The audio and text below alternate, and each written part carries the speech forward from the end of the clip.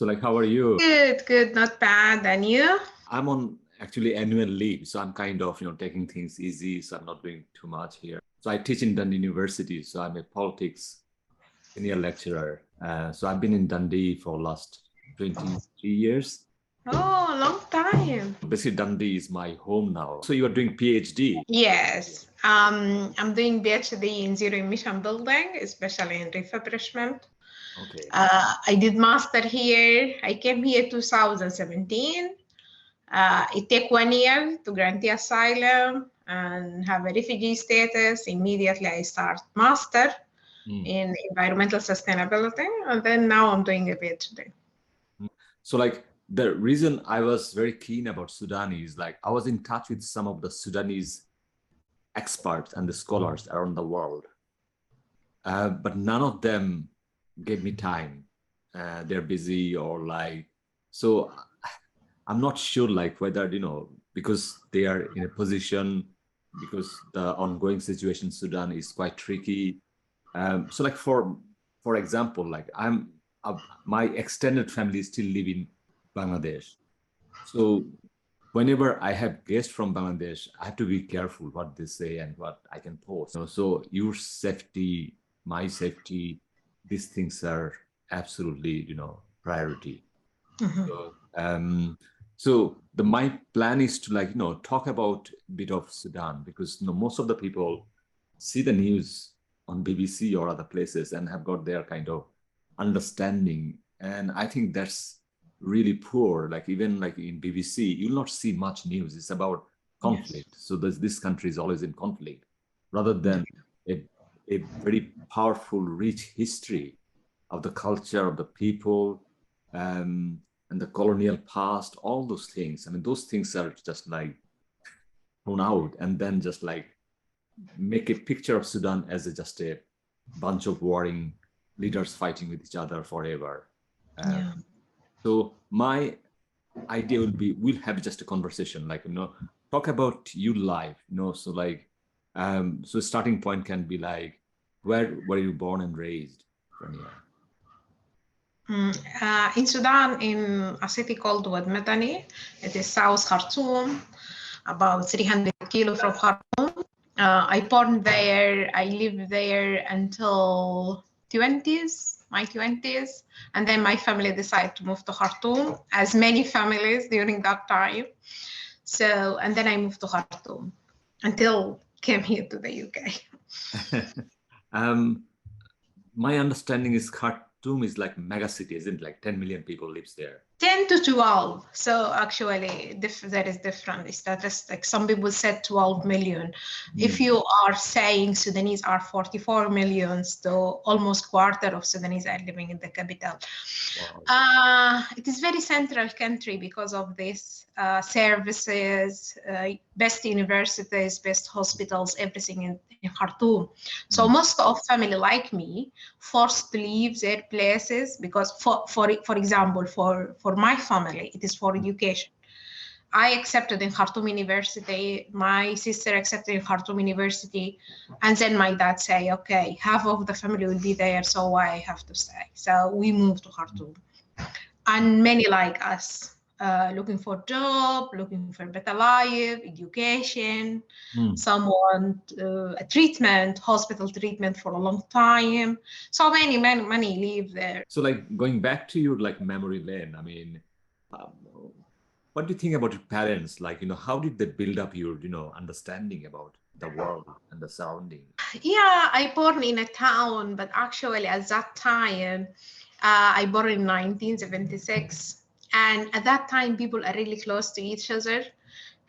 We know all neighbors. We have a very nice childhood because I remember we played together. We spent many times with other children in my neighborhood, and it is a wonderful life. I think nowadays people miss that life.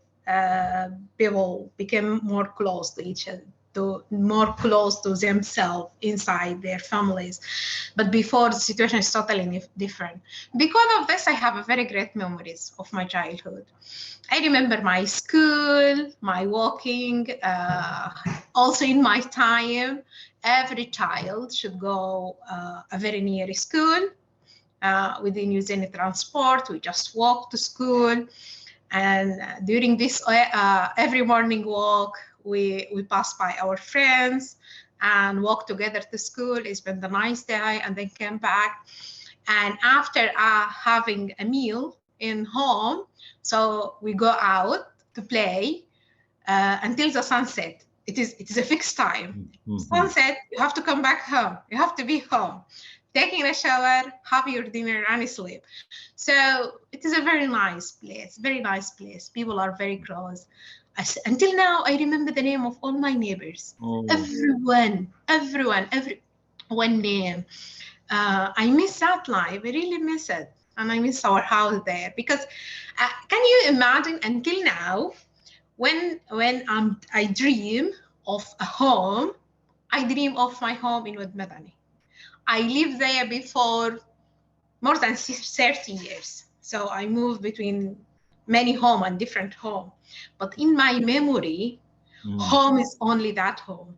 So in each single dream, when I dream I'm living in a home, I dream with that home come to my dream. So this minute is the only thing stuck in my in my head. Yeah, because I mean, Sudan had a very turbulent political story. I mean, so when you were growing up, it was also going through all those processes. What was your earliest memory about your political consciousness about the country? Did your parents tell about those stories to you? Yes, the first thing I think, I remember in primary school, I think I'm 10 years old. At that time, there is a dictatorship called Nimeri, Jafar Nimeri, in Sudan, and there is a revolution. We know it as April Revolution. I remember this revolution. This is, I think, 10 or 9 years old at that time. And post my mom and dad, they both actively political people. And I remember how they are very happy. Every day my dad tell us many story about what happened in revolution, what happened in demos, and so on. And then after that, we have a short democracy. And this is a very active time. I remember my mom and dad spent long hours out in a meeting, organize things, because the voting is coming. They have to work hard for their parties and so on. So maybe because my family is really involved, so I'm involved as well. So I remember that stories, and I remember how this really affect us, even if we are a child, but still we know what is going on. Because of my mom and dad, they love to talk about it. Until today, my dad, until now, he's activist, and he loves to talk about politics and so on. So this is something I really remember. Another thing, I also remember difficult time in Sudan. I remember during the 80s, there is a shortage in food. I remember this is affect every single family. We couldn't find sugar. There is a shortage in bread. There is a shortage in, I remember, in tea. Sudanese people love tea. We couldn't find tea. We couldn't find soup. Many essential in home. It's very difficult to find them. So it is really difficult time. And I remember my family really struggling in this. And Sudanese people start to think about alternatives. For example, instead of using sugar, can we use date or anything to make things a little bit sweet? But it is tough. It's very tough. It's very tough. I remember people, this is also when I'm about 10 or 9 years old. But I see my family and I see them speaking, my relative, they speak about how it is very hard to find the sugar. It is became very expensive, very rarely. And very tough time. So yes, there is difficult times, of course, but there is also nice times and nice memories at the same time. So we holding all these memories together. Yeah. And then you moved to high schools, isn't it? Tell us a bit more about during your teenage when you have more understanding about what's going on around your surroundings. Yeah, during my teenagers, when I'm in high school, it is actually also rich time, because in high school is a little bit far. I have to go by public transport. Public transport also difficult in Sudan. Sometimes you have to be very late to come back home because of this transport. But still, it opened different things. I remember our school is very big one. With thousands of students, many people are there, and in that age we start to think more about our world and how it looks. My high school have a very, very big library. I always remember this library, and even the shelves, the book there. There is many books there. Most of these books are written by Egyptian. Some of them are very advanced and very good writers. Some books are stories, some novels, some scientist books, some books speaking economic things, politic things. I usually go to this library and borrow books. And I remember we have a class called the library class. In this class, you have to read the book and summarize it, write a short summary about it. This is my best time because I love reading. Also, one thing I think I really take it from my family. All my family love reading. My dad, until today, every day when he go to bed, he have a book beside him. Every single day. This is something he never stop doing it. Never ever. In difficult time, when he is okay, when he's not okay, always this book is beside him. So books is something essential, something like food at home. And when we are too young in primary school and high school, there is public libraries in Sudan. You pay a specific amount of money monthly, and you can take any book you want for a period of time. Most time it is for 1 week, borrow a book for 1 week, and then return it, and then take another book. So by this way, Dad really encouraged us to read. He wants us to read more. And when I go to high school and find this library, I say, hey, I have something. So I love reading from that time. Yes, my reading is not focusing in politics like what I'm now. At that time, I love stories. I love novels, stories, read to different writers, and so on. But this is one of a very important thing in my life during my teenager. Like, I mean, one of the things you mentioned about is like the influence of Egypt, because it was controlled by British and Egyptian kind of political way. How big that influence is. Like, for example, in Bangladesh, culture is very influenced by India, the next big country. Even the language is almost similar. So lots of, because used to we all live together, and suddenly, divide and then created different community, different kind of like entity, political entity, and then you become a separate country. Tell us a bit more about this Egypt's influence in Sudan's day-to-day life. Yeah, Sudan is colonialized by both British and Egypt. And actually, this is really affect us because if you look to, for example, for the government is actually designed by mainly by British. How we divide ministries, the hierarchies inside the government, and everything. We took it copy and paste from the British system. The education system until the Omar al-Bashir time, it is a British system. Our language is Arabic, our main language is Arabic, but in school, the main language is English. So people study all their subject in English, not in Arabic. This is until by the end of 70s, 80s, until that time. My dad, when my dad studied all his courses in English, not in Arabic. But after that, Sudanese people just noticed this and said, no, everything should be back in Arabic, and English is just a subject. But still, it is an important one, very important subject, English. In university, until now, many universities teach in English, not in Arabic. And, when you are ruled by someone, you will always think he is better than you. So still in Sudan, we have this thought, okay, it is okay to speak in English, better than speaking in your mother tongue and speaking Arabic. And many people feel very proud when they said, okay, my child speaks fluent English. So it is a feeling. It is a feeling inside Sudanese people. And even when they try to make subject in Arabic, many people oppose this. When many people say, no, we didn't want this. Actually, I think also the other problem is done in a bad way, not in a good one. So the influence is big. About the Egypt, I think not just because the colonization, it is also because it is the nearest country to us. Most of the Sudanese study in Egypt.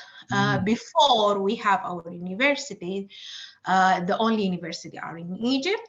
So many Sudanese, especially old generation, they usually go to Egypt to study at uni, and they came back to Sudan, and they have a very high positions in the government. Because education is rare at that time. So if you come with a bachelor or master degree, you will have a very good job.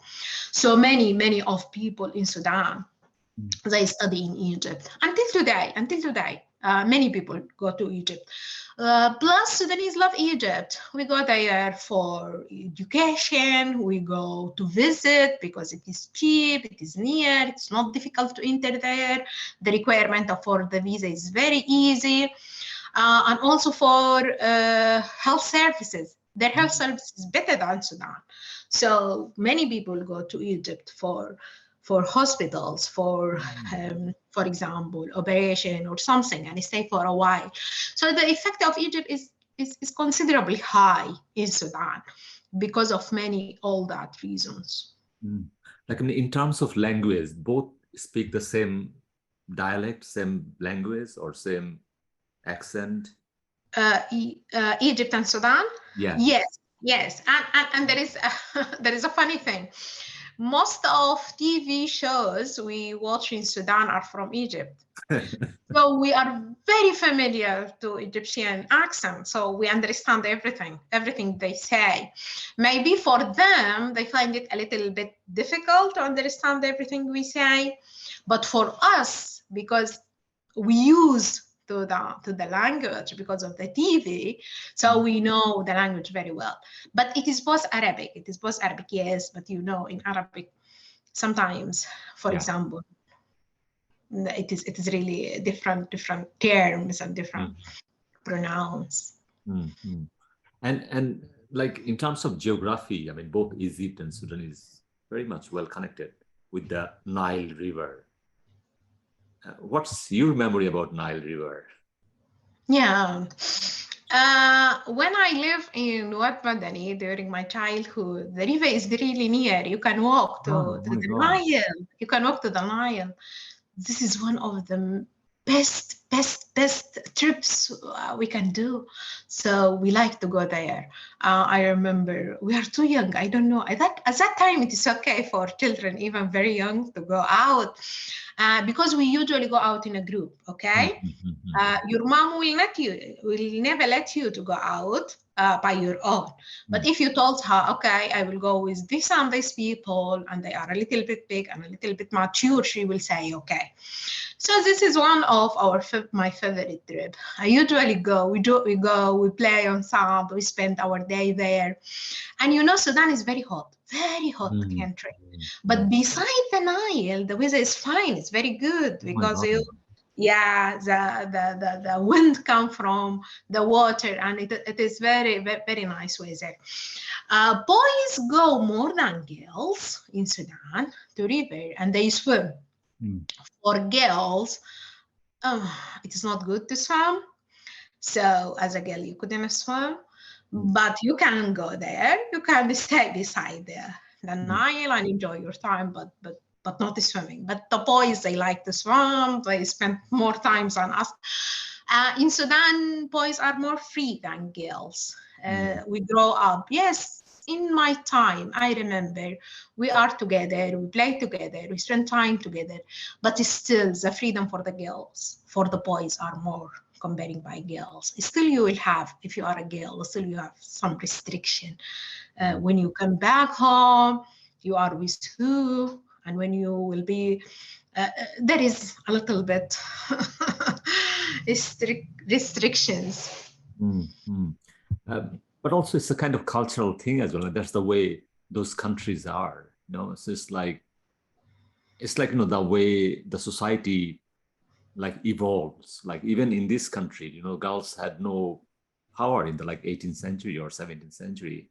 They just started going to university in the in the 20th century. So it's like part of that process, isn't it?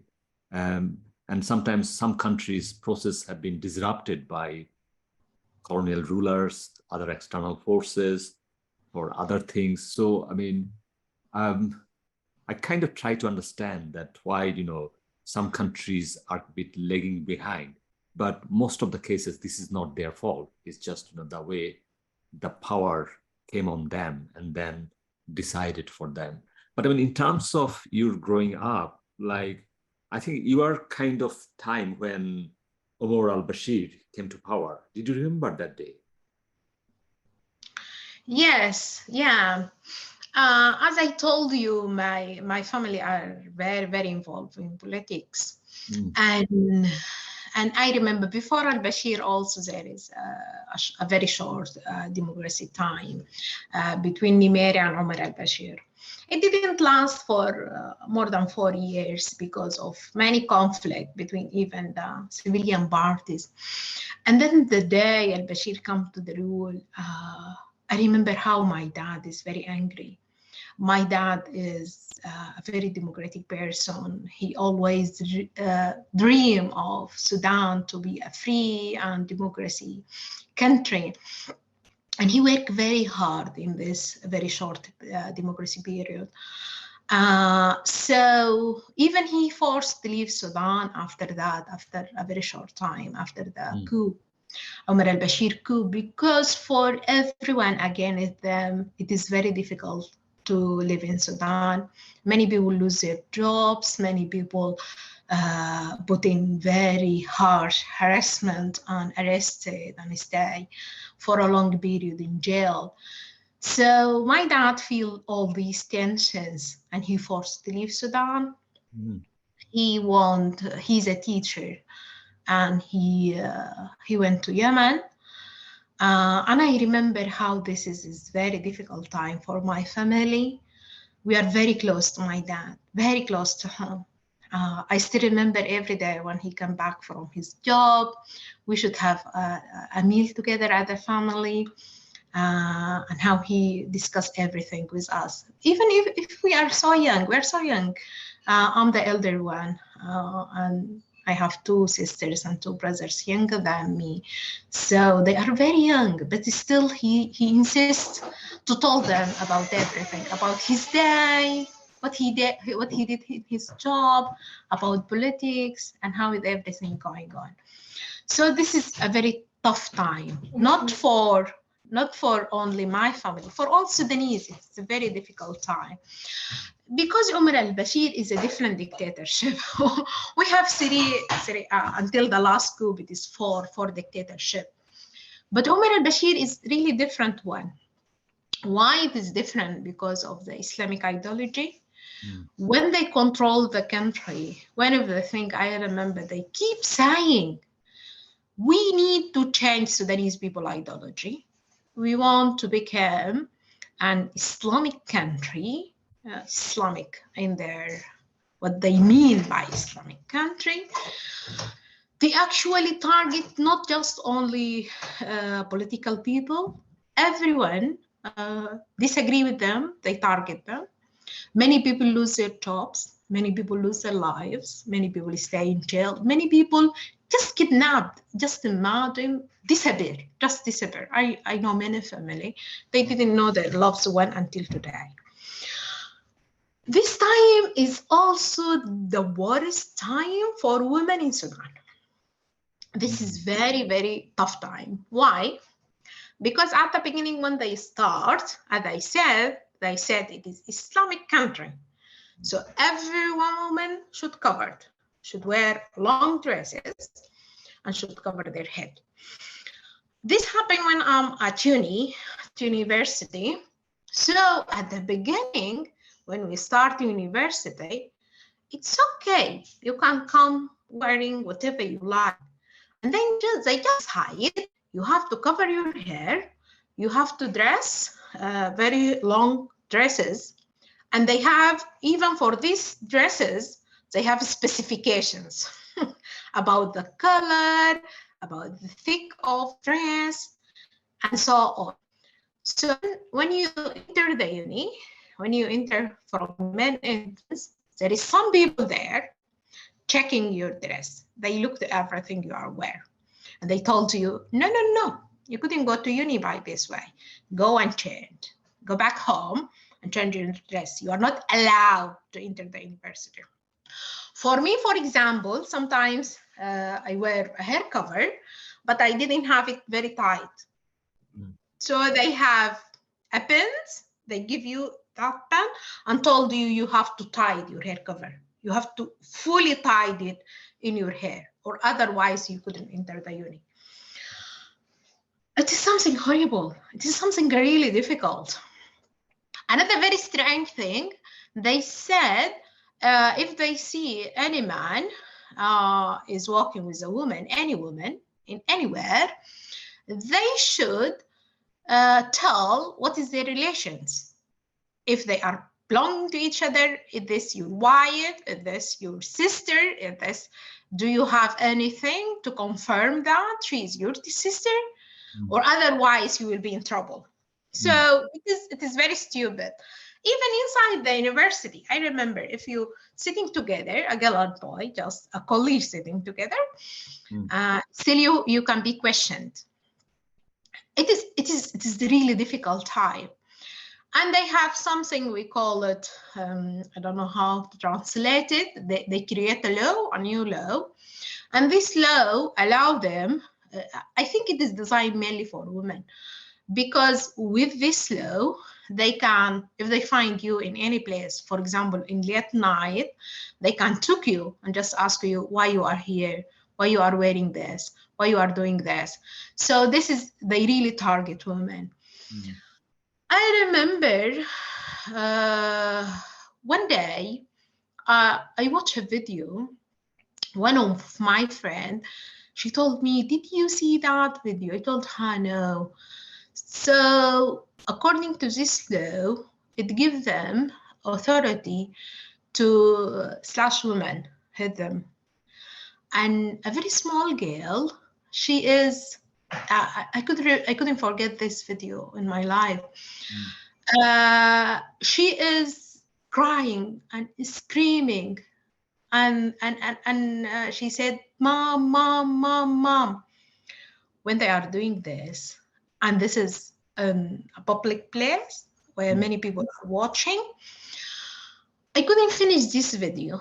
I couldn't finish this video. And at that day, I remember at that day, when I watched this video, I said to myself, I couldn't stay in this country anymore. If this country treat women in this way, I will not be safe. My girls will never be safe. And no woman will be safe in this country. I remember at that day, I started thinking to leave Sudan because I feel terrified. I feel really terrified. I imagine myself in her position. I imagine every woman I know in her position. And after a while, what we heard, that girl, she didn't do a very bad things. I think they just catch her selling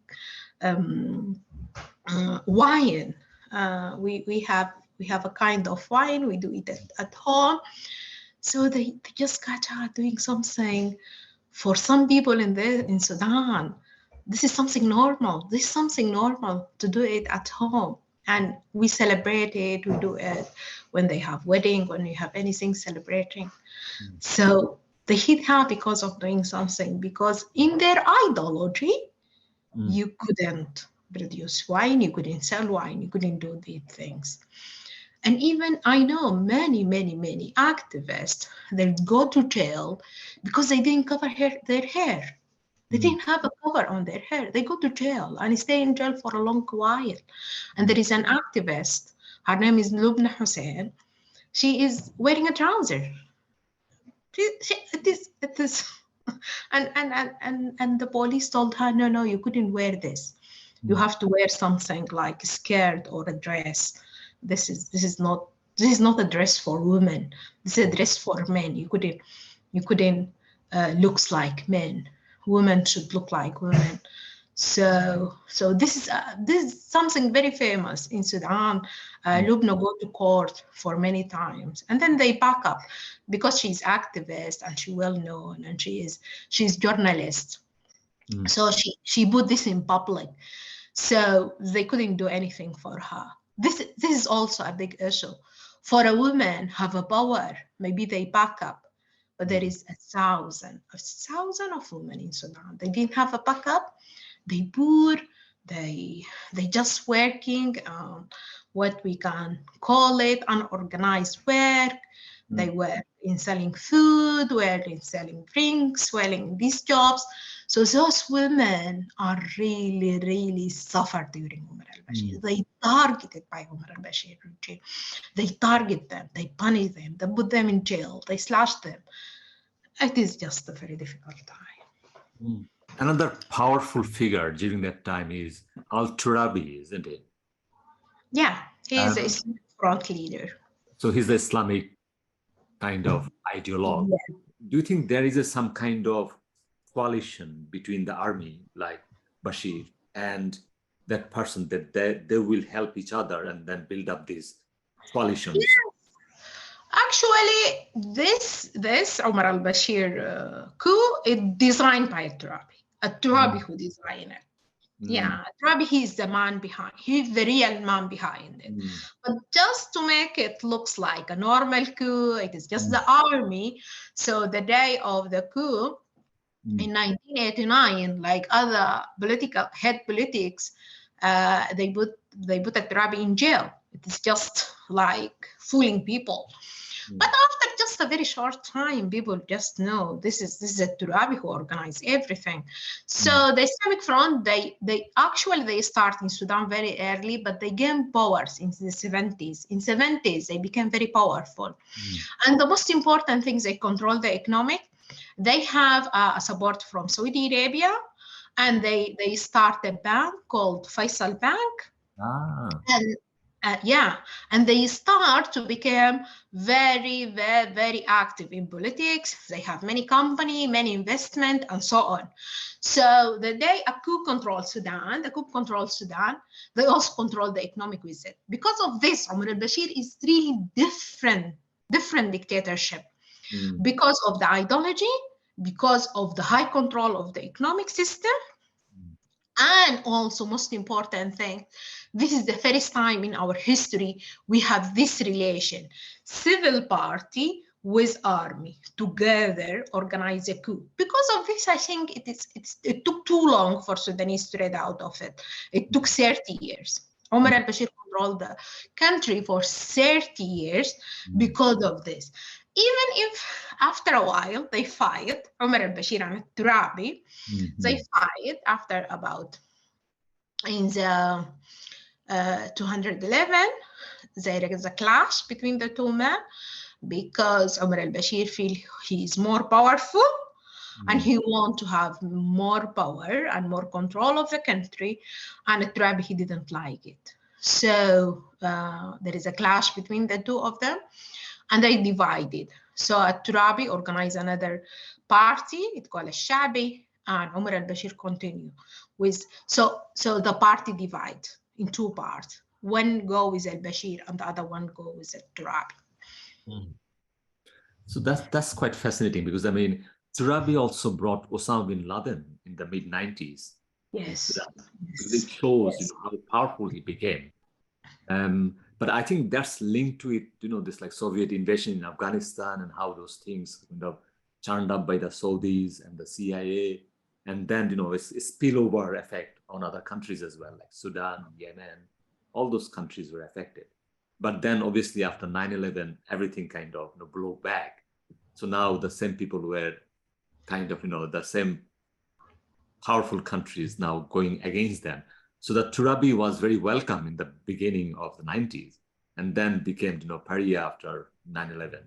So, so they became part and parcel of the external force as well. So it's like, the people on the ground, like you, your family, were suffering in this power play. Yeah. Actually, al-Turabi and all Islamic Front, they have many parts in many countries, like Egypt, for example. And I think even the idea come from Egypt, is starting Egypt more earlier than Sudan. They think that there is nothing called a country. It should be an Islamic places.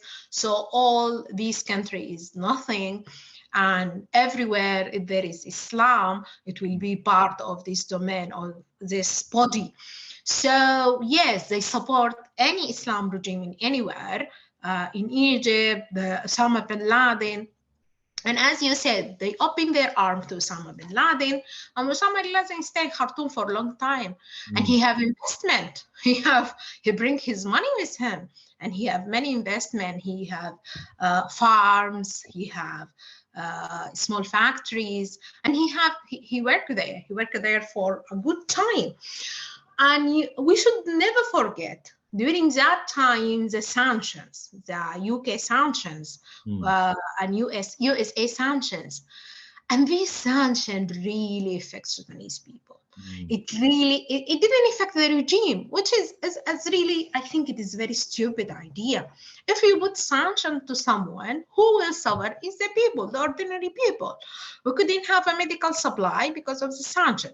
Can you imagine an academic, many of books, journals, publication, it didn't open in Sudan because of the sanction. You couldn't be a part of the economic system because of the sanction. For example, in Sudan, during that time, you couldn't transfer money directly from Sudan to any country or directly come to Sudan from any country. It should be some people in between. You should transfer it to someone, and then. So just imagine how this is make people, their lives is very difficult. Medicine sector. I remember also the airplane. They couldn't find parts for manufacturing. They couldn't buy parts. They couldn't buy new machines because of the sanction. So this sanction put high pressure on Sudan economic. So because of this, Sudan economic during these 30 times is just getting decline. But after that, yes, as you said, after the 11/19, the situation a little bit became different, and kind of USA accept the regime, accept Omar al-Bashir regime, even what they are doing in Sudan, because I think they didn't care. Another very important thing in that time is the South Sudan, what happened in South Sudan. It is a long war starting with South Sudan. It started in 50s. In 1955, the civil war started between South and North. If you ask me about the roots of this fight or conflict, is actually colonial ideas. During British time in Sudan, they divide the North and Sudan. And even if from North you want to go to South, you need a visa and you need documents and papers and so on. Most of people in South, they didn't speak Arabic, they speak English. Most of them are Christian because it is blocked. Most of people in the North, they speak Arabic and they are Muslim. So the divide started there. The conflict started in 50s, but it continued on and off, sometimes some quiet time. In 2005, USA really pushed for an agreement between Omar al-Bashir regime and the South Sudan leaders and the fight leaders. But unfortunately, it ended by referendum. The result come of separate Sudan to two parts. So this is also one of the bills Omar al-Bashir regime like to pay for USA to just make things between them is better, because the Western countries always think South Sudan should be a separate country because of the different culture. Christian are really having a tough time under the Islamic rule and Islamic country. And Umar al-Bashir people at that time also say, yes, this is very good. Now we have no Christian in our country, so the Islam now will be more powerful in our country, so everything is okay. But for people, not everything is okay. It is actually a big shock for all of us, for the Sudanese people, to have a very, very, very important part of our country separated. Many families separated, because many families, they have some from south and some from north. So it is a tragedy for our Sudanese. It's still until today. We remember that day in 2011 was a big shock. Because the part of the problem is the South Sudan is also oil rich. So they've got resources there as well. So when they lost South Sudan, that means it also hit the economy of the mainland as well. Yeah, especially the foil, the major foil stations in South Sudan, not in North Sudan. So the day that South Sudan divided, we lose about 30% of the country income, which comes from petrol. And actually, this is start very late. This start in the late 90s. We start really to invest in this work. So just a few years after that come the days of the separation, and South Sudan go with 30% of our income, our Sudanese economic income. So this is really hit the country very bad. Because of this, after 2011, the situation became very difficult. And in 2013, the Sudanese go out because of the harsh economic situation, because of this separation. There is a demos in Khartoum and in many places, but the government, they kill in one day 245 one. Many of them are very young, and even some of them are school students. They are wearing their uniform. They are just coming back from school. They are not part of a demo. They are not protesting because they are so young. Many of them wearing their school clothes. They shoot them and they kill them. And because of this number, tragedy number, 2013, people feel really, really desperate and really feeling bad. And at that time, people feel, oh, maybe it is too difficult to rid of them. It is too difficult to organize any revolution in this difficult situation because of this, of a very high violence in just very short time. So it make like a shock, for example. But the good side, at the same year, Sudanese start to think about another idea. They start to build what we call it resistance committee. It starts very slow in 2013 after this movement, after this huge number of people killed in just a few days. It starts gradually, very small numbers, speak to each other in the single neighborhood.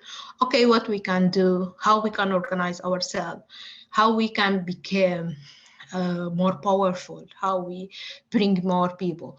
But it's still in that time, the government is very tough. If they just know you are doing anything, you will immediately be taken.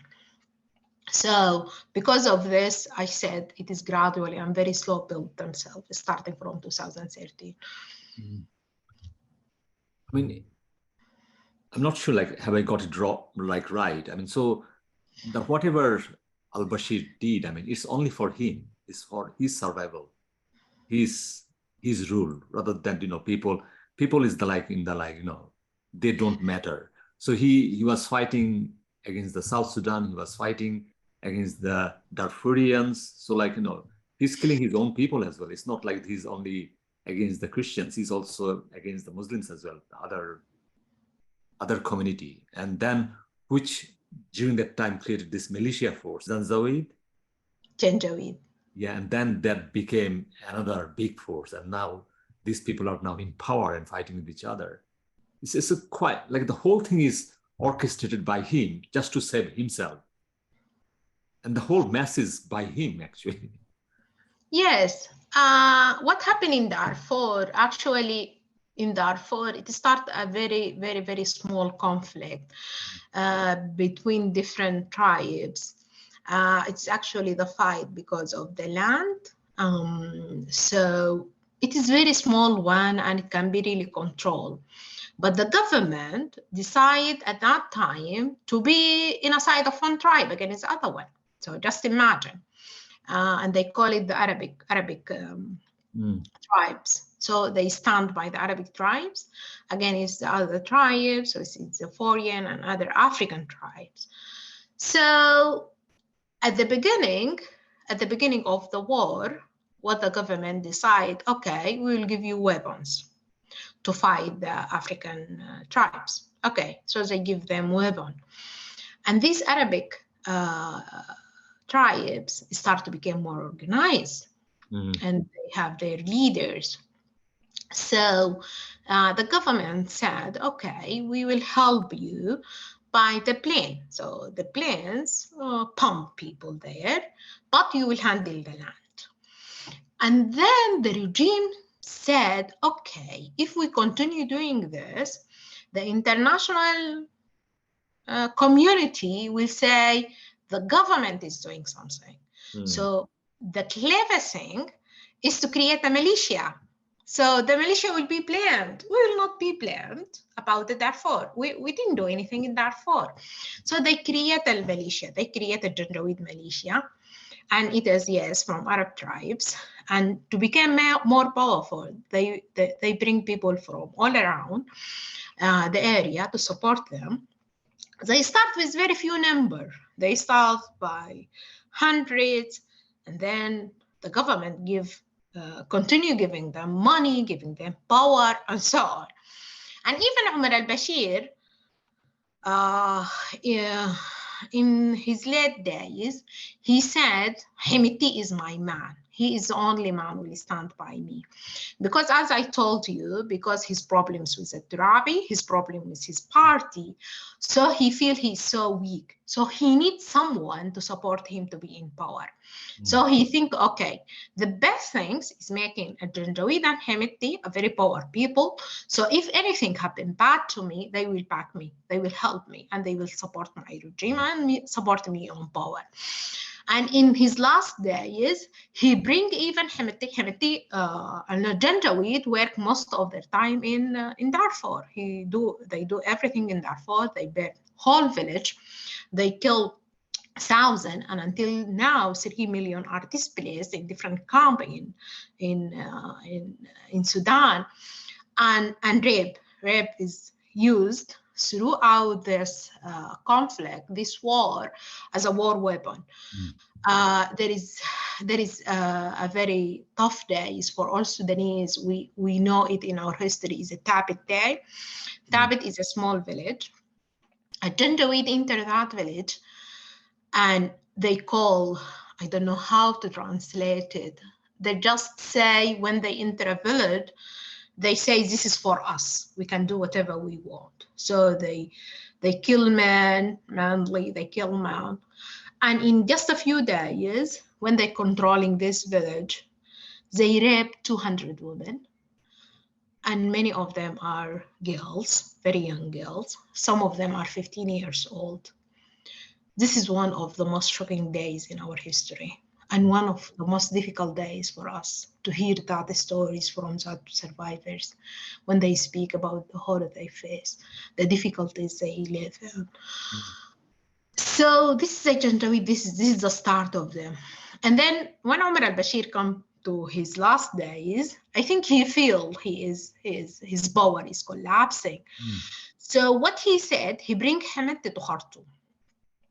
They do all things in Darfur, they are there. But when he feel he is powerless, he feel okay, so I can bring the man to Khartoum to support me.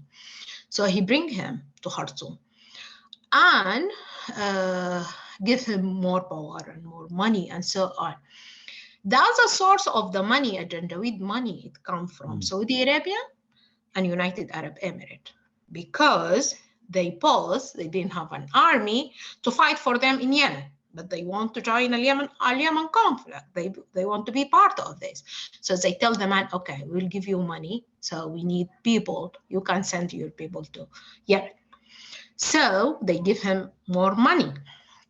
So now the man became a very powerful man. Omar al-Bashir also did something disaster. They give Hemeti all the mining in Sudan, all gold mining in Sudan, and every inch in the country is under Hemeti. Because, again, he think if Hemeti became powerful, this means I will stay in rule and I will be okay. Because of all of this, a militia grow up and became very powerful. They have more women, they have many people. And even in the last day, they said, Hemeti now start to buy very heavy weapons, a very advanced technology in weapons, because the men have money. That's quite fascinating, because how Yemen war also played a big role in Sudan's domestic politics, and how these people are empowered by the foreign powerful countries like Arab Emirates and Saudi Arab. They've got huge interest in Yemen, and they are kind of running out of their proper soldiers, and then these militia are tested soldiers. They can be really brutal, and like Hemeti was doing that thing for them, and then he has got money, and also the money is coming from the government as well. So I think at one point the budget was like 60% were going to the Hemeti and the military, so the rest 40% is for the whole population. So obviously it was not working, isn't it? Yes, actually, yes, it is not just Hemeti. Also, the army is a big disaster in our history. As I said, the army is responsible about 4 coups. During our history, the army think they can be a major part in the political system. Another thing, they're controlling of the economic. It's actually not 60, it is 70% of Sudan economic in the army hand, because army is investing in everything, even in food. They have a very big farms, they have a very big food factories. One of the biggest food meat factory in Sudan, they belong to the army. Plus, of course, the defense industry, which is also not a small thing. Yes, it does not produce a very big weapons and advanced one, but there is a defense industry in Sudan. So 70% of our economic in the hand of the army. And imagine only 2% of this is go to education and health sector in Sudan. Only 2% from our budget go to education and both health and education. Because of this, most of the health services are collapsing. Most of these are private sector. Schools, many schools are private sector. Even in public school, students have to pay. Even in public school, the school just provide you the teacher. That is it. So, but you have to bring everything. You have to bring your books, you have to bring your jotters, you have to bring your pencil, you have to bring everything, your food, everything.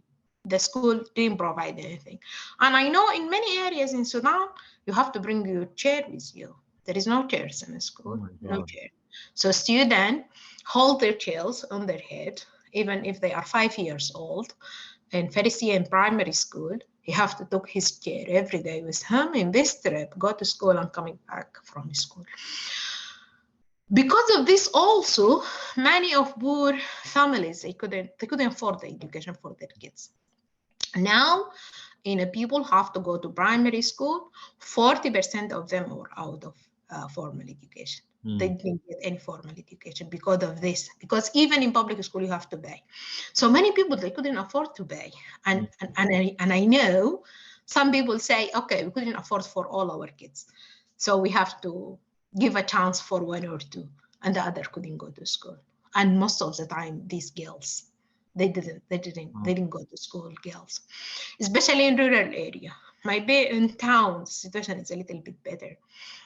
But in rural area, because people, they couldn't afford it, just simply, girls stay at home, they didn't go to school. The health system is disaster as well. In public hospital, you have to pay for everything. The only thing is free is the 24-hour in emergency room. If you go to emergency room, you will not pay for the first 24 hours. If your treatment need anything more than 24 hours, you have to start to pay. For anything not emergency, you have to pay. Seeing a doctor, doing the operation, anything. If you have cancer, if you have anything, even if the treatment took for long years and very expensive, you have to pay for it. Because of this, many Sudanese couldn't afford health services. Many Sudanese. And many people, they go just to traditional medicine. Simply, this is something became very common in Sudan in the last year. I remember when I'm young, it is hardly to see someone go to traditional medicine. No one, and everyone go to hospital, because at that time, in 70s and 80s, it is free. It is really free education. I studied in a totally free schools. We didn't pay anything in my time. But this happened during al-Bashir time. You have to pay for everything. So now many people go to traditional medicine, and many lose their lives because of that. Because these people are just practicing from their experience and what they know. The way I see it, like this one dictator more or less destroyed everything. The country, the people, the education, the health sector, everything. And then he ruled for 30 years. I mean, it's an unbelievable story. And then the revolution happened in 2018. And then, people thought that that's it. And then the army and this like a special force again came back to some kind of power sharing thing. Even if you see like external powerful countries, how they were negotiating with all those things, they are like Saudis or like Emiratis or UK and USA, who are not actually really good friends for Sudan or the people of Sudan.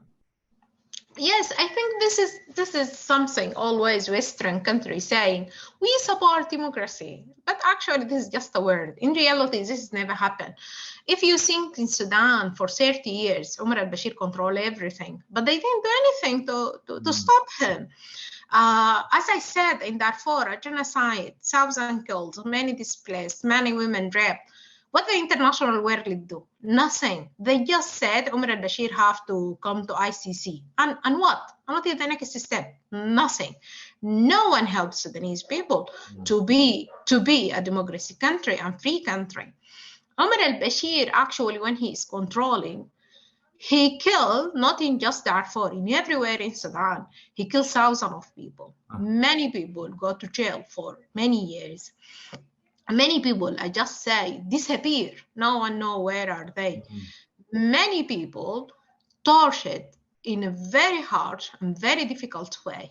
Even some close friend, my husband, is tortured very, very badly for 8 times. They stopped him for 8 times. One of these for 6 months. Just imagine, for 6 months, you didn't know anything for your loved one. I remember one of his arrests. I was pregnant. And I live far away from where they put him, and I have to travel all this distance. And when I go to them and ask them, at the beginning when they took him, I didn't know where is he. Just simply, just some people come home and took him, and then we start to ask everyone we know. Please, we just want to know where is him. He have asthma. He didn't take his medicine with him. I just want his medicine to reach him. So when you go to their office, they call them a national security. When you go to national security information desk, At the first days, I told you, we don't know where is him. We didn't have him, just like that. And then after 1 month, after going there every day, after 1 month, they permit, okay, yes, he is with us. So I told them, okay, I want to give him his medicine. They told me, no, you couldn't. But we can let him to see a doctor. So if he see he's okay or no. And then I have to wait another month, going again every single day, asking just for a visit. And then after a long time, they give me a chance to visit him. This visit, you couldn't have a visit for someone politically in jail unless he spent the first 2 months, because they said it is during investigation. During investigation period, you couldn't visit him.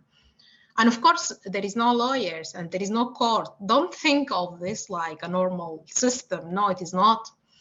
And then after that, they give me a chance to visit him. Someone should be there, someone from them, an officer should attend this meeting. You couldn't touch him, you couldn't come near him. He's in a different table, you just ask, and it is a 15 minutes visit. And that is it, you have to go. And then the worst thing, you didn't know when he will be out or will never be out maybe, because many people, they never came back. So we just have to wait and see when this will end and so on. So this is not me. I'm not speaking about the personal experience. I'm speaking about thousands of Sudanese, thousands of people pass through the similar things. And the situation during 90s is more difficult. After 2000, it became a little bit better because the pressure on the government, because of different organizations around the world, they start to push the government, so it became a little bit better. But in 90s, the situation is really terrifying. But of course, there is a hope. Sudanese people start to organize themselves. As I said, 2013 is the start of the resistance committees.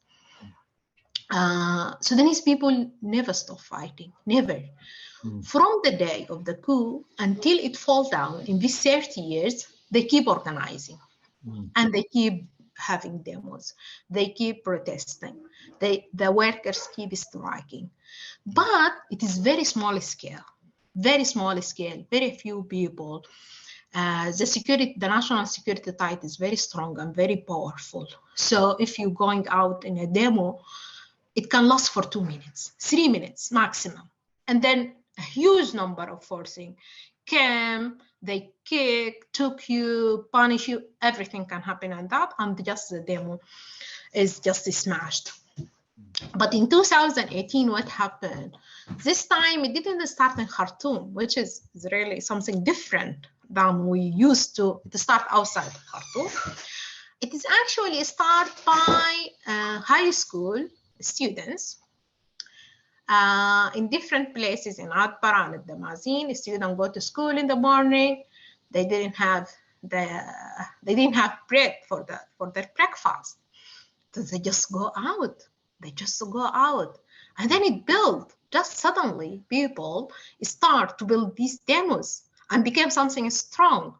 It started in the Mazin, in Edinburgh, in different small cities around the country. And after just 1 week, it brings to Khartoum. It starts to Khartoum. Khartoum, actually, there is 12 million in Sudan. So a demo in Khartoum is something different. The demo mainly organized by the resistance committee. The resistance committee know their place. They know the neighborhood. So they suggest the route. They said, for example, we all should be in this point at that time. So it is usually 1 o'clock, one afternoon. They always came there. And many people told me as the first days of this demo, because it is too difficult to organize demos in this very aggressive system.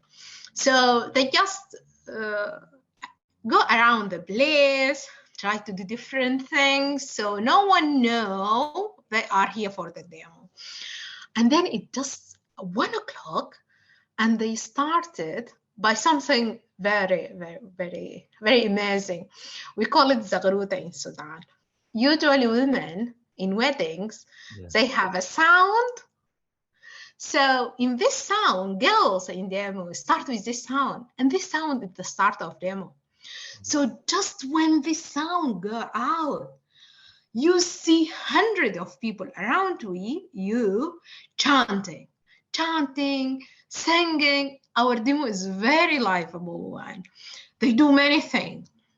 And when they came to you in your place, you just change the place. They already have their plans. So before the demo, before many days, they organized themselves. They said, okay, if they attack us in this place, okay, we will not leave, but we will separate it and then come back again in that place. And if they come to that place, we'll go to that place. So they play with them. They play with these people. And actually, they managed to have a very successful demos from 2018, December, the start of revolution, until 7 of April 2019. In 7 of April 2019, in Sudan history, we never had sitting. We never have something like this. But if you remember in Egypt, Revolution 2018, they have a very famous and very successful sitting. But in our history, we didn't have a sitting. So the resistance committee said, why not to have a sitting in front of the army headquarters? People feel, the idea, we never do this before. This is something totally new for us. It can success or no. At the beginning, people feel very terrified because the area of the headquarters actually in the center of Khartoum. And it actually surrounded by many army forces and many other forces. The national security main office is near that place. Their main place is near that place. So this place is very dangerous, very dangerous. So they said, okay, we are not sure. This might never success. And just, we have to try. So people from everywhere of Khartoum is really spread country, very spread, because most of our buildings are low-rise building. So it is big area.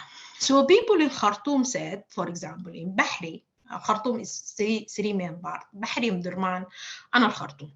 So said, for Khartoum people, this is the point we have to meet. And then in this place, we have to come there. And at that moment, we all should go together at the same time. It should be very organized. At the same time, we should hit the place. At that time, I'm here in the UK, but we hold our phones 24/7. When the time comes, 7 of April, 2019, 1 million, it is not 100, it is not 1,000. It is 1 million of people. They said in that day, 5 million Sudanese on the streets. 5 million hit the city. And at that time, they said, okay, we will have a sitting here. Everyone should be here until our demand is okay. In just 2 days after that, Omar al-Bashir said, I'm resigning. I'm not in power anymore. And okay, I'm okay to just leave the power.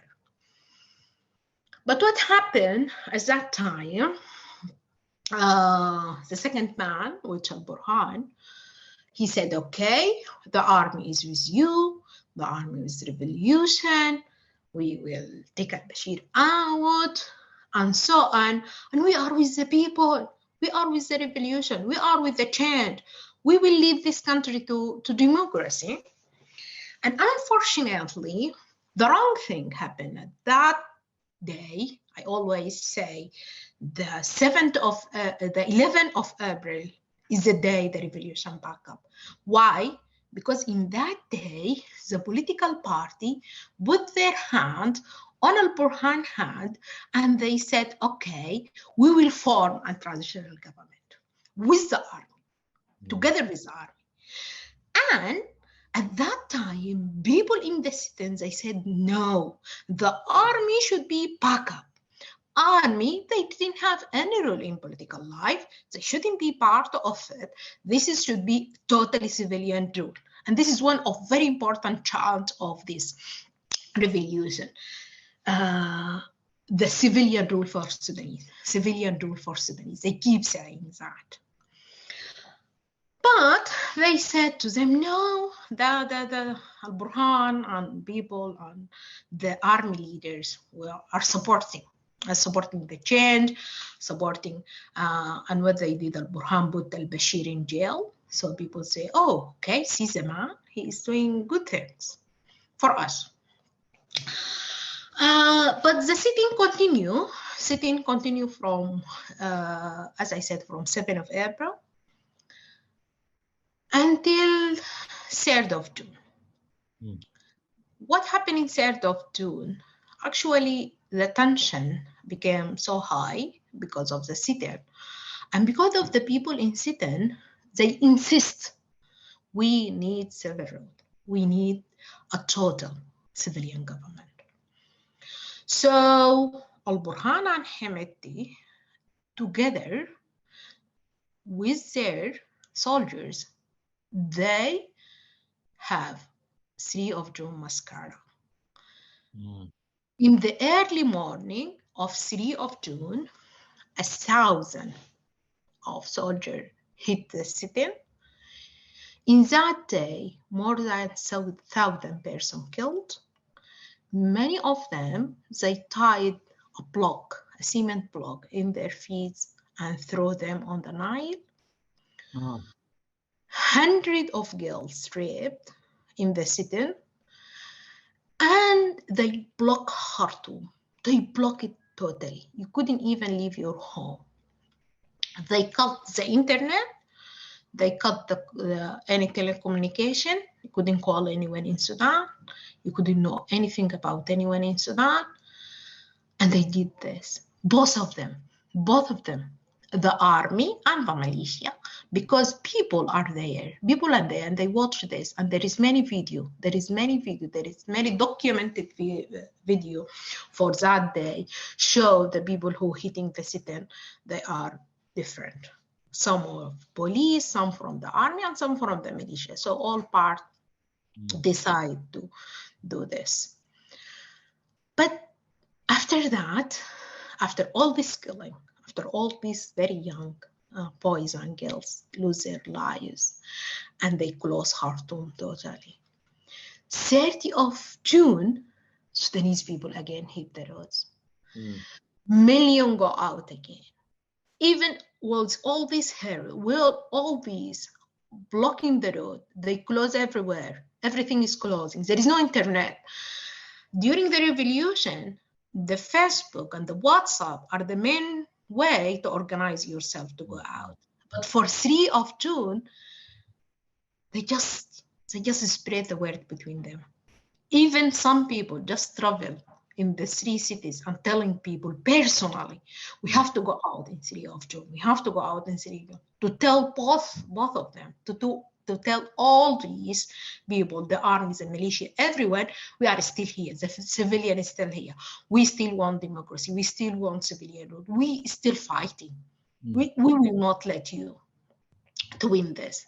So 3rd of June is another life. 30th of June is another life for us. It is long. It takes a long time. So, and then after that, transitional government reform. It's actually civilian part with the army part. They make like a council, and this council with 7 of the army leaders, 4 of army leaders and 3 from civilians. And then the government, the prime minister is Abdullah Hamdok, and the other ministries with him.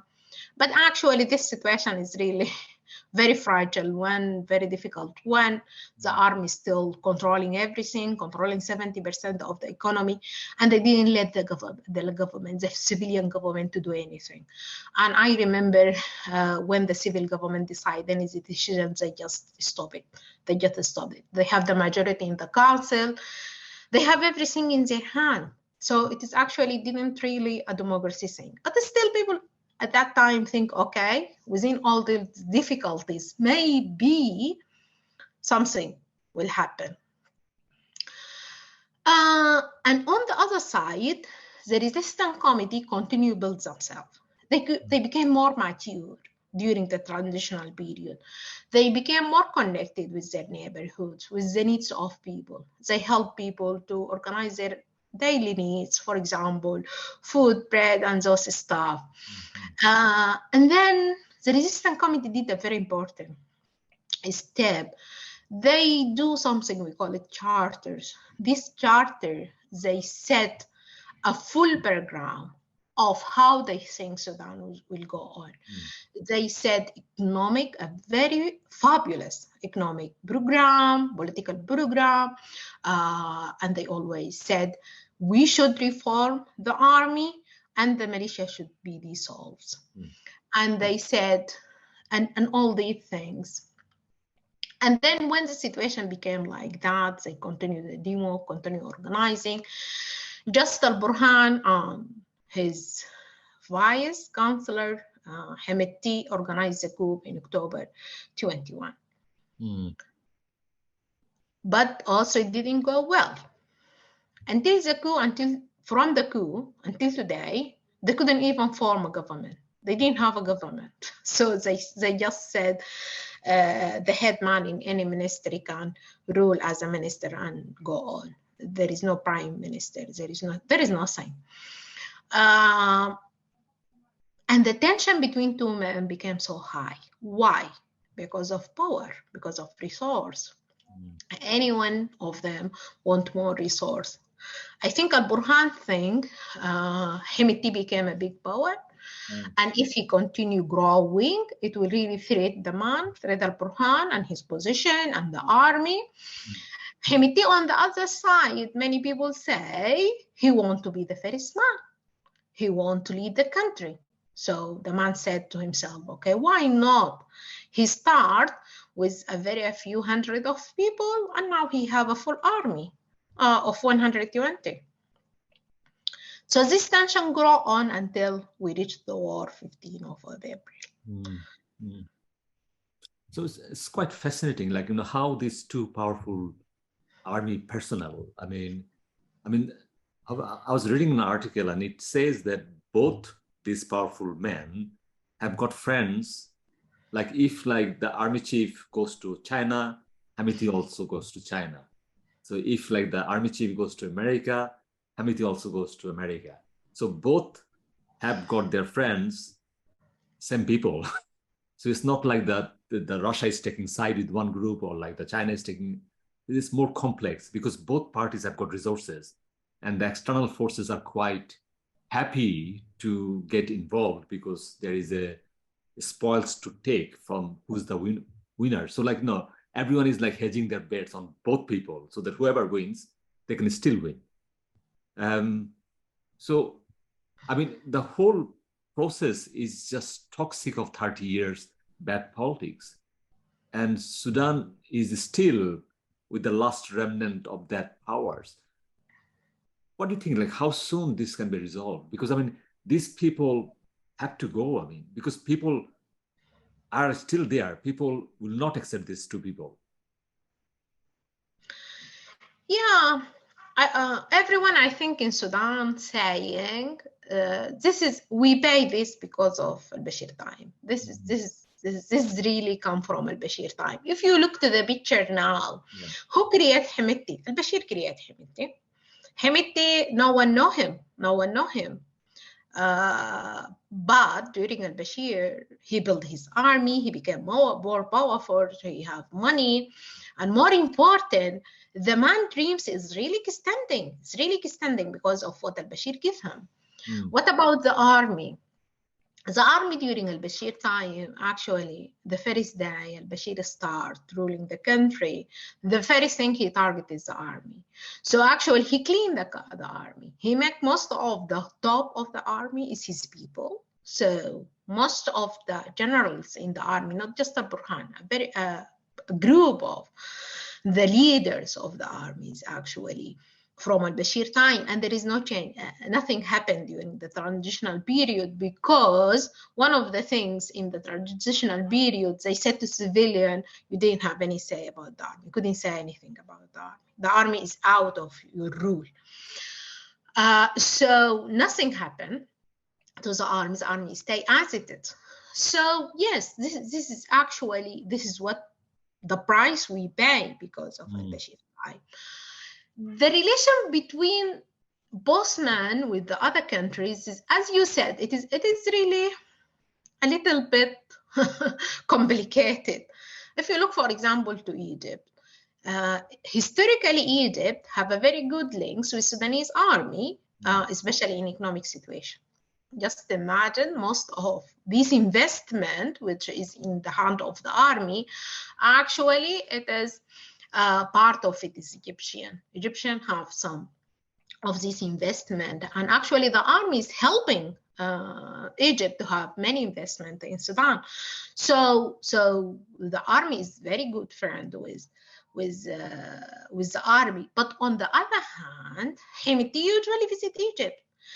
And what is very surprising, just before a week, one of his top men, one of Hemeti top men, he said he is in a visit in Egypt, which is very surprising. So if, okay, Egypt say always they are beside the army, and they said Hemeti is a militia, one of a few countries saying Hemeti is a militia. So why you are accepting his second man to be in a visit to Egypt, and what he's doing, and what is the negotiation about?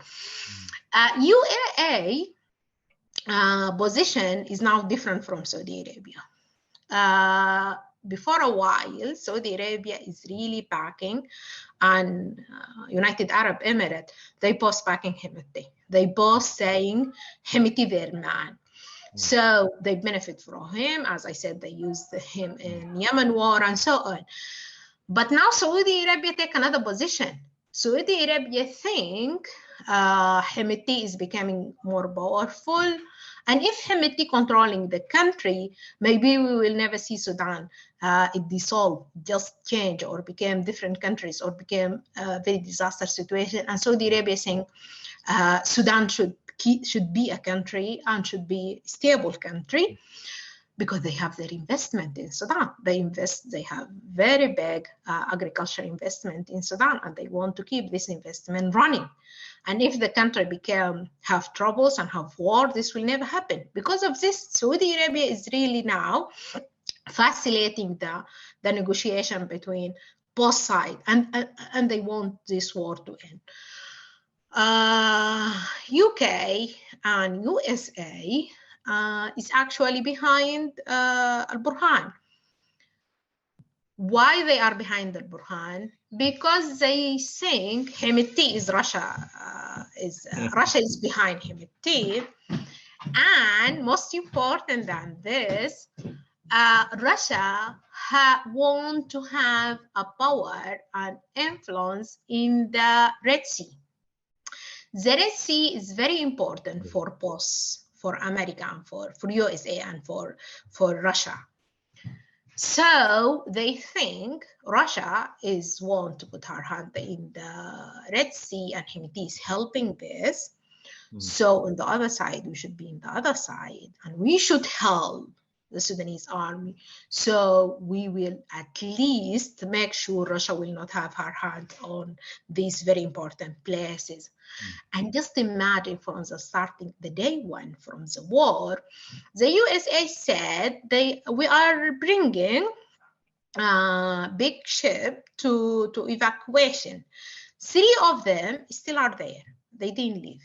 They are there. So Sudanese now asking, why those American ship, no one know what inside these, are still there. They didn't want to leave. They are still in Port Sudan. They're still in the Red Sea. So it is actually powerful.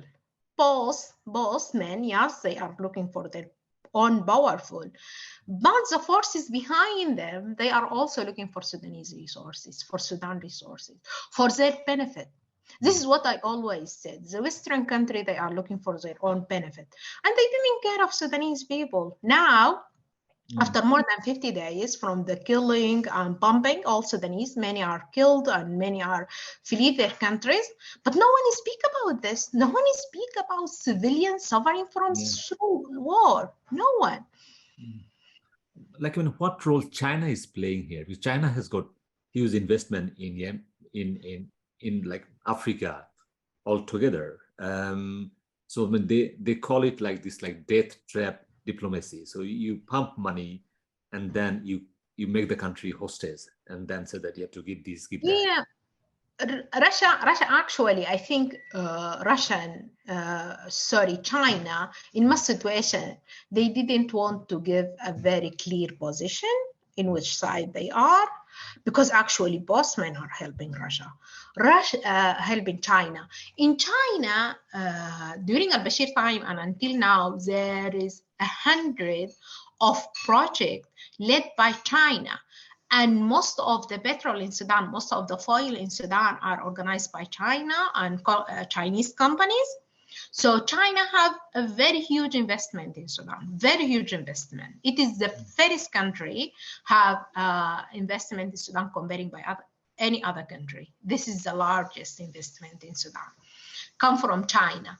So Chinese think if they take any side, this is a very dangerous game for them. So they want their investment to run on. So they just keep away from this, because anyone win this fight, we should say to him, okay, congratulations, go on with our investment. So like, as in a personal level, what do you think, like how this will end? I think it is very difficult to imagine how this ends. Actually, why the situation is difficult? Because as I said before, Hemeti became very powerful. The militia became very powerful. And they said, actually, if you compare between the army and the militia, they almost with the same power. The number of both soldiers in both sides is about 120. The only thing the Sudanese army is better than Hemeti is the Air Force, which is not really benefiting the situation, because this war is in cities. So even if you have plane pumping from the top, it will not target the real target, and this war needs someone on the ground. So this fight is a very strange one. From day one, for example, I will give you just a single example. If we speak about the airport, at the first hour, they said, Janjaweed come out and say, oh, we are controlling the airport. And then after 1 hour, the army said, no, we are controlling the airport and we are inside the airport. And after 1 hour, then Janjaweed come back and bring some pictures and bring some video. We are in the airport. So no one knows what's going on, really. The postman power are actually almost the same.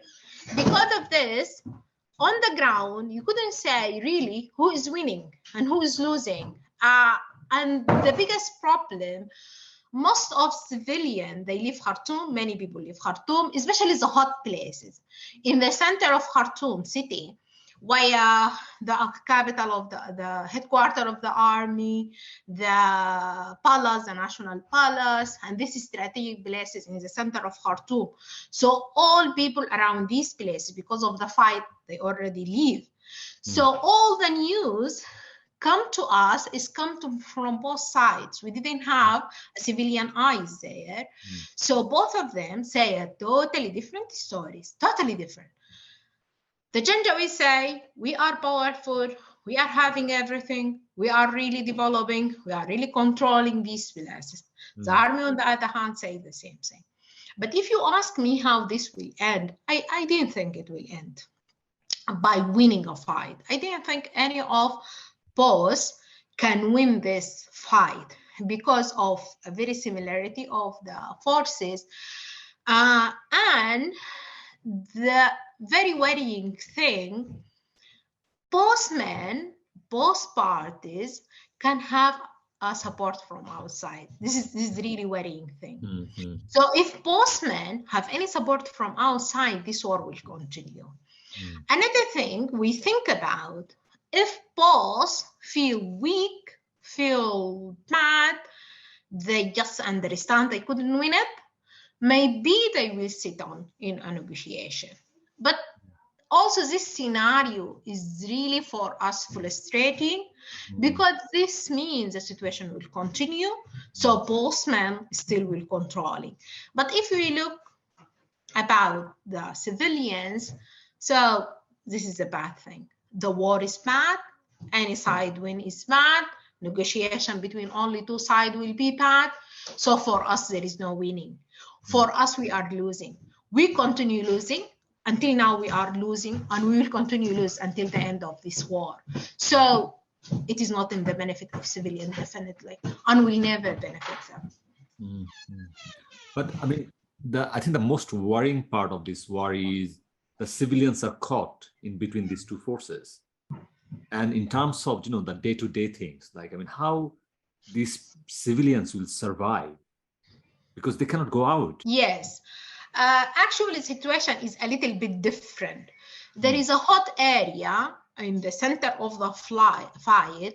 This area is terrible. This area is very tough. It's very bad. All of it is, most of people, they couldn't stay. They couldn't stay. Some people decide just to leave Khartoum. They have the money, they have some support, so they go inside Sudan. Some people go to other safe places in Sudan, and some people stay in Khartoum, but in a little bit far away from the hot zone. As I said, Khartoum is really spreading. It is a very, very big city. So the hot area in the middle, usually in the middle of the city, but at the other part, the surrounding part, the situation is a little bit better. Okay. But what is the problem? What is the problem? Some people, like vulnerable people, old people, people with disability, they're stuck in these places. There is a very bad story. I think you heard about it because it is a British citizen. He's a Sudanese, but he's a British citizen. He lives in Khartoum. He lives very near to these hot places. And his wife, she's disabled. So the man decided just to leave his house, to find help, to find someone to evacuate them. But just when he left his house, he shot, he killed immediately. And this woman stayed alone home, and after 7 days, she died from starving. So we have some situation like this. Some people just stuck in the fight area and they couldn't find their way out. They either killed or totally isolated, couldn't find food, couldn't find water, no electricity. But the majority, they just leave the hot places to outer places. But is the situation better? No. Actually, Sudan, as I said, or maybe, I don't know if I mentioned this point, Sudan is very central to Khartoum.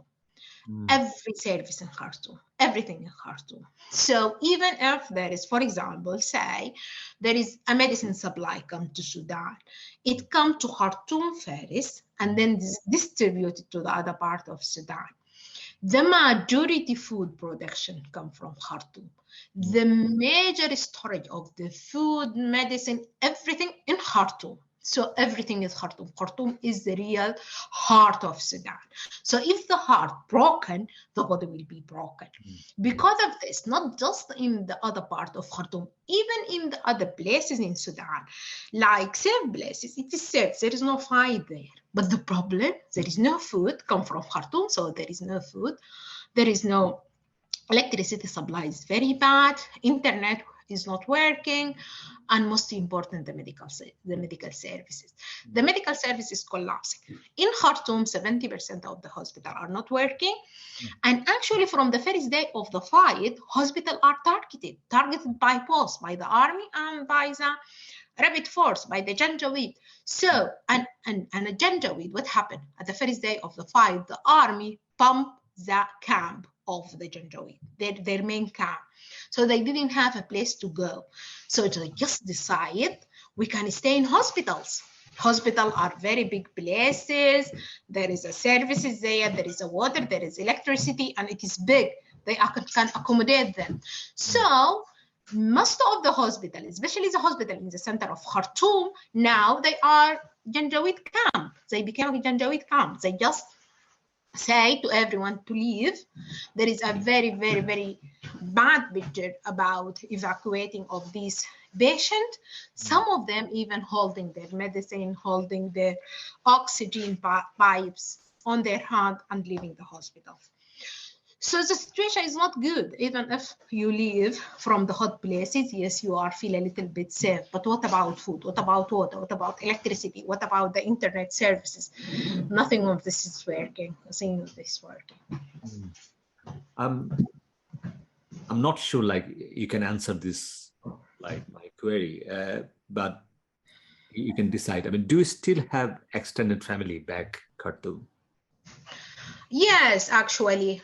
My mom and dad, they live in Bahri. Bahri is one of the worst places from the start of the war. Oh my God. When it started, at the first days, my mom and dad, they refused to leave. They said, this is our home, this is our place, how we can leave our home, and so on. But just after 1 week, when the fight became very hard, when it is very near, I have my sister kids, they are very young, they are really terrified, they couldn't sleep, and so on. At that time, they feel it is very dangerous to stay, so they have to leave. They said, we'll go to Wad Madani, the places where we grow, we still have connection there, so the best thing is to go there. They leave Khartoum. Actually, the day they leave Khartoum, I will never forget this day, because the days before that day, we continue hearing, if you leave your home, you will find the Janjaweed on the road, they will kill you, they will take your belongings, they will take your car, and so on. So I told them, okay, please, can you make a shared location with me? So I will continue with you in a live, so I will see where is your car now. They said it is very dangerous to go with the main road going out of Khartoum. So instead of that, they will go with another road. It is unknown, it is a little bit far away, but at least they think it will be more safe. So they use that road. And I continue watching in my phone, seeing where they are. In any stop they stop, I feel terrified. I think maybe they stopped by Janjaweed and called them. What is happening? Why you are stopped? They said, we are run out of oil. We need a oil. So it's very difficult to find something on the road. But after a while, they find someone. People are really helping each other in Sudan in this difficult time. He provides them with a little bit of petrol, so they continue their trip. In normal days, this trip takes 2 hours. For them, it takes 9 hours to be in Wad Madani. But at least they are safe. They stay in Wad Madani. But after 2 weeks, my mom is diabetic. She ran out of insulin. They couldn't find any insulin for her. So they said, we couldn't stay. My mom is sick. She has many issues, many health issues. So it is not safe when there is no medical services for my mom and dad. So they said, we'll go to Egypt. So now my family, my mom, dad, my sister, my brothers, they are in Egypt. But still, I have some cousins, my uncle, and others still in Khartoum. They are in very difficult situation. And just imagine, to make a decision to leave is also something dangerous, because it is not easy to leave. Now my uncle, he planned to go to another city, Kosti, but it is a very dangerous trip. We want to say to him, leave, but we feel maybe this is a wrong move. Maybe during the road, anything can happen to him. So it is difficult to stay. It is difficult to leave. So post decisions are very difficult and very stressful. And actually, you just feel you are really hopeless. What to do to them? You couldn't do anything. There is a war, there is a bombing over their head, and it is very dangerous for them to leave, and it is very dangerous for them to stay. So many in this situation, many stuck in Khartoum, and they didn't know what to do. I mean, I'm like not sure like how we'll end this conversation because it's first of all terrifying. The second is, I mean, these are real stories, isn't it? These are the things happening on the ground at this moment. And the way you mentioned about your parents living Khartoum and those hours you lived, I mean, this is terrifying. It's absolutely terrifying. And when millions of people having the same kind of situation, I mean, for what? I mean, for whose gain? I mean, sometimes I struggle. I teach politics and international relations, and try to see these wars again and again. And each year, I try to prepare for the students again, and then I have to tell the story again. Sometimes I feel like exhausted. You can see these are like really, really vulnerable country. Yemen, Sudan. It's just total collapse after collapse. And then when people move from there and try to have a safe space, there's no safe space for them. I mean, you can see like these stories. I mean, I cannot imagine that if someone fleeing from Sudan and if I say you are not welcome, I mean, that's the end of history. That's the end of humanity. I mean, I don't know how many people will listen to it, but I think this is the story to be told, and people need to listen to it. And then, because their country will decide something on other people, and that will continue again and again and again. So like Darfur will continue, the Sudan will continue this struggle 30 years, 40 years, 50 years. I mean, I don't want to live in a country where, they support this kind of things. Everything will be here and nothing will be there. And no one is welcome here either. So it's almost like you gave me a history lesson, political history lesson of Sudan from a first person's point of view. I mean, this is amazing, Thank you. And from your own lived experiences. It was a nice country. Sudan is a very nice country. People are really connecting. People have a very nice relationship. Have a nice life. Yes, it have a difficult time, but still they have a very good ones. But when it ends like this, it is really very bad to see it like that. When I saw the picture of places, I used to be there. I used to see these places. When you see it burned down, it knocked down, it is just became like nothing here before. This is really bad. This is really making me feel very terrible. So these places is not just a building. This is a memory. This is the people life. This is a people history. We have our history there. We have our life here. We have our memories. We have our belonging. This is our country. This is our place. But it just be destroyed. So I mean, you can see, like, given the opportunity, I mean, how powerful every Sudanese people can be. Like your example, you are doing now PhD. I mean, see how powerful you are, how resourceful you are. How those 40 million people can bring to that country if the opportunities are given to them. Yes. People are powerful, especially when they are working together. If you look to the example of the resistance committee, it's something amazing.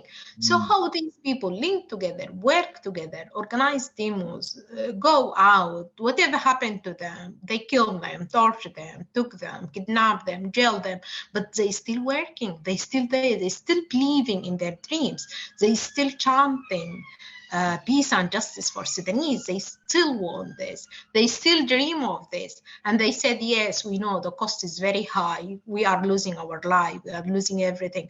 But we will do it. We will end by this. And they still saying that, even within this war, even within this collapsing, they still say, we have a dream and we will reach it.